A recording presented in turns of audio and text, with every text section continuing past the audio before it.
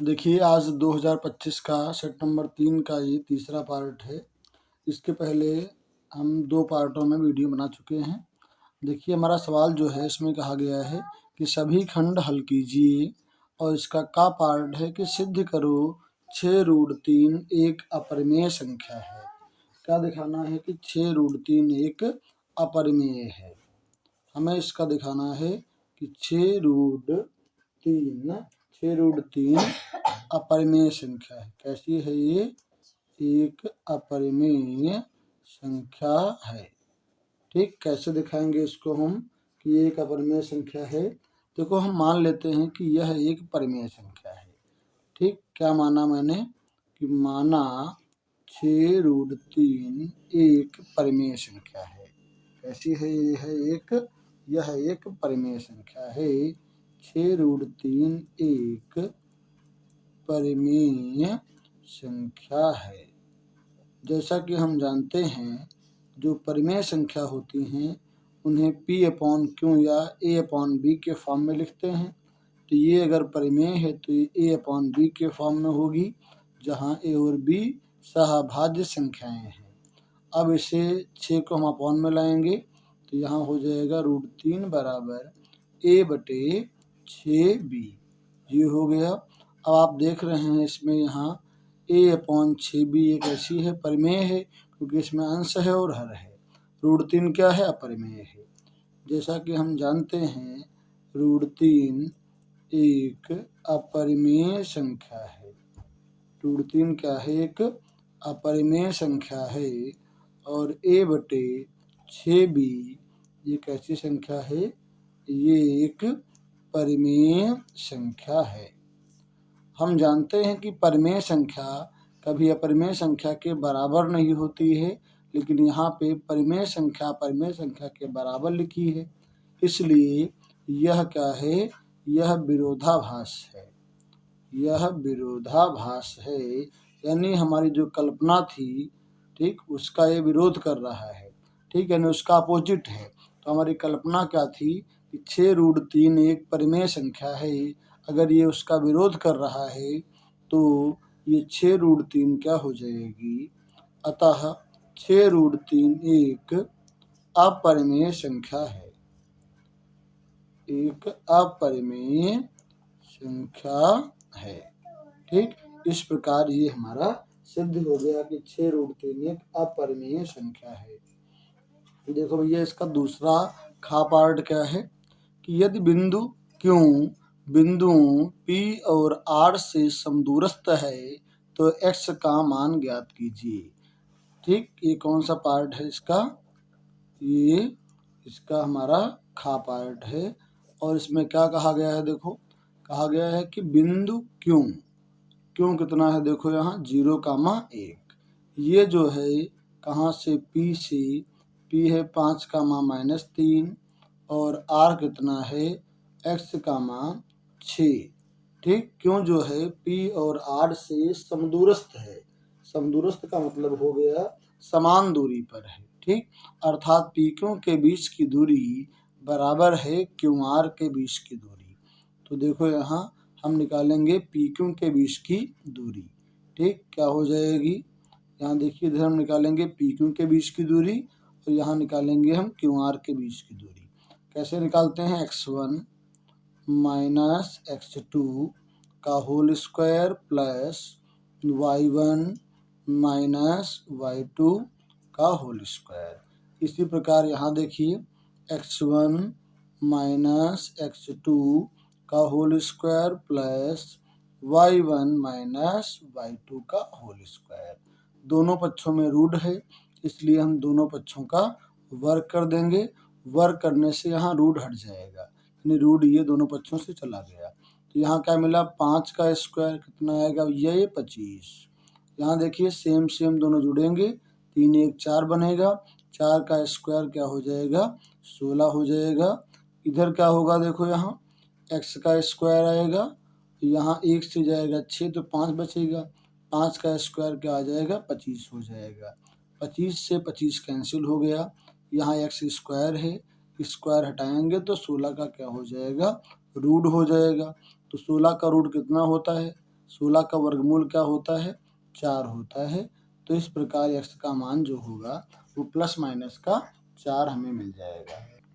देखिए हमारा जो एक गा पार्ट है इसमें कहा गया है कि वह अनुपात ज्ञात कीजिए जिसमें YH बिंदुओं 5, -6 और -1, 4 को जोड़ने वाले रेखाखंड को विभाजित करता है। तो देखिए YH ना, तो YH के निर्देशांक, ये कौन सा पार्ट हमारा है? ये हमारा खंड गा है। कहा है YH ना, तो YH के निर्देशांक क्या होते हैं? ये होगा 0, y। ये जो है YH, ये बिंदुओं कौन कौन से बिंदु? 5, -6 और दूसरा कितना है? -1, कौन सा है? -4। ठीक, ये जो YH के निर्देशांक हैं ये 0, y। YH जो है ये इन दो बिंदुओं को ठीक किस अनुपात में विभाजित करता है, वो अनुपात हमें ज्ञात करना है। हम मान लेते हैं ये A है, ये B है और ये C है। ठीक, ये एक हमारा रेखाखंड है। इसको जो बिंदु A है यानी YH जो है ये मान लेते हैं कि M1 अनुपात M2 के अनुपात में विभाजित करता है। ये हमारा x1 है, y1 है, इधर हमारा हो जाएगा x2 और y2। जैसा कि हम जानते हैं अनुपात के फार्मूले से कि फार्मूला हमारा होता है x बराबर m1 x2 plus m2 x1 upon m1 plus m2। तो आपने देखा यहाँ x कितना है? 0 है। x के स्थान पे 0 आ जाएगा। इधर क्या होगा? m1 जो कि मुझे निकालना है इंटू x2, ये हमारा माइनस का 1 दिया है, प्लस m2 इंटू x1 कितना है यहाँ से? 5 अपॉन में m1 प्लस m2। तो यहाँ से क्या मिलेगा? 0 बराबर m1 एकन माइनस का m1 प्लस यहाँ से इंटू करेंगे 5 m2। इस m1 m2 का इंटू हम 0 से कर देंगे तो नीचे क्या मिलेगा? यहाँ से इसका इंटू 0 हो गया ना, तो नीचे कुछ नहीं बचा। यहाँ से m1 इधर लाएंगे, m1 हमारा आ गया इस साइड में, प्लस का हो गया। यहाँ है हमारा 5 m2। ठीक, इसे यहाँ हम m2 को इसके अपॉन में ले आएंगे तो यहाँ आएगा m1 बटे m2। यहाँ क्या मिला? 5, नीचे हम 1 मान लेते हैं। तो यहाँ से अनुपात क्या आ गया? m1 अनुपात m2 बराबर 5 अनुपात 1 आ गया। इस प्रकार हम कह सकते हैं कि YH जो है इन बिंदुओं को क्रमशः 5 अनुपात 1 के अनुपात में विभाजित करता है। इस प्रकार ये प्रश्न हमारा सॉल्व हो गया। अब देखिए इसका अगला खंड क्या है? ये हमारा अगला खंड है खंड घ। इसमें हमारा जो प्रश्न दिया गया है ये कहा गया है कि 1 minus cos theta upon 1 plus cos theta बराबर सिद्ध कीजिए cosec theta minus cot theta. ठीक, ये हमें लाना है। इस पक्ष को हल करेंगे और ये वाला पक्ष हम लेके यहाँ से आएंगे। ठीक, देखो कैसे हल होगा। इस पक्ष को लेके चल रहे हैं, यहाँ हम कर देंगे इसका परिमेयकरण। क्या है यहाँ? 1 minus cos theta upon 1 plus cos theta. परिमेयकरण क्या होगा कि जो ये माइनस है यहाँ, ये प्लस है यहाँ, इसका हम अपोजिट साइन करेंगे। ऊपर लिखा और इसी को हमने लिखा नीचे। इसे हम बोलते हैं परिमेयकरण या संयुग्मीकरण। ठीक, तो देखो यहाँ 1 माइनस कॉस, 1 माइनस कॉस ऊपर है, यानी ऊपर 2 बार 1 माइनस कॉस है, तो इसे हम लिख पाएंगे 1 माइनस कॉस का होल स्क्वायर। और नीचे a plus B, a minus B, ये होगा a स्क्वायर यानी 1 का स्क्वायर माइनस कॉस का स्क्वायर, यानी नीचे आएगा 1 माइनस कॉस स्क्वायर और ऊपर आएगा 1 माइनस कॉस थीटा का होल स्क्वायर। हमें यहाँ से क्या मिल गया? यहाँ से हमें मिल गया अंडर रूट, ऊपर क्या मिला? 1 माइनस कॉस थीटा का होल स्क्वायर, नीचे मिला 1 minus sine square, 1 minus sorry cos square theta. यहाँ आपका एक कॉस स्क्वायर है, COS कॉस स्क्वायर। तो यहाँ देखो ऊपर क्या हमारा है? ऊपर है 1 माइनस कॉस थीटा का होल स्क्वायर और नीचे क्या है? 1 माइनस कॉस स्क्वायर जो कि होता है साइन स्क्वायर। ठीक, तो यहाँ से क्या मिल गया? ऊपर उस यहाँ से स्क्वायर गया, रूट गया, ऊपर आ गया 1 माइनस कॉस थीटा, अपॉन नीचे से भी स्क्वायर गया और रूट गया तो क्या मिल गया, साइन थीटा। अब आप देख रहे हैं यहाँ पे साइन जो है ये दोनों के नीचे है, यानी साइन जो है एक के भी नीचे है, और ये जो साइन है ये कॉस के भी नीचे है, तो 1 अपॉन साइन क्या हो जाता है, cosec theta. Cos upon sine क्या हो जाता है, कॉड थीटा। इस प्रकार ये हमारा दूसरा पक्ष आ गया और ये हमारा यहाँ से सिद्ध हो गया। ठीक, अब हम देखें भाई, ये देखो अगला सवाल क्या है। देखिए अगला सवाल जो इसका है हमारा, यानी अगला जो पार्ट है, पार्ट नंबर ये हमारा अंगा, खंड इसका अंगा। इसमें आपसे कहा गया है कि त्रिज्या 14 सेंटीमीटर, त्रिज्या 14 सेंटीमीटर वाली एक वृत्त जीवा केंद्र पर 120 अंश का कोणांतरित करती है, संगत वृत्तखंड का क्षेत्रफल ज्ञात कीजिए। ठीक, क्या दिया गया है, आर बराबर दिया गया है 14 सेंटीमीटर, थीटा बराबर दिया गया है 120। हमें कहा गया है कि वृत्तखंड का क्षेत्रफल ज्ञात करो। क्या निकालना है, वृत्तखंड का क्षेत्रफल। जैसा कि हम जानते हैं इसका फार्मूला होता है आर स्क्वायर आई थीटा बटे 360 माइनस साइन थीटा बटे 2। ये वैल्यूज जो ऊपर दी गई हैं पुट कर देंगे यहाँ से।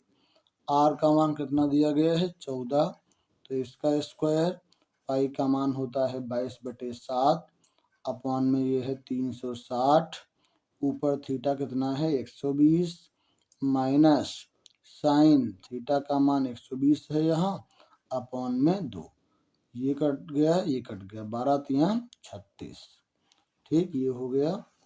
14 का स्क्वायर क्या होगा, 196, फिर यहाँ से काटेंगे, ऊपर आएगा 22, यहाँ आएगा 7 तियां 21, साइन 120 का मान क्या मिलेगा, देखो यहाँ से साइन 120 का मान मिलता है साइन 90 + 30, यानी ये आएगा हमारा कॉस 30, कॉस 30 का मान मिलता है √3/2, तो साइन 120 का मान क्या मिल जाएगा, √3/2।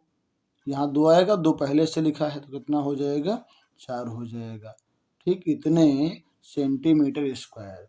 अगर आपका आंसर मैच ना करे तो क्या कर सकते हैं, यहाँ देखिए √3 इसमें है, √3 का मान हम यहाँ से पुट कर सकते हैं।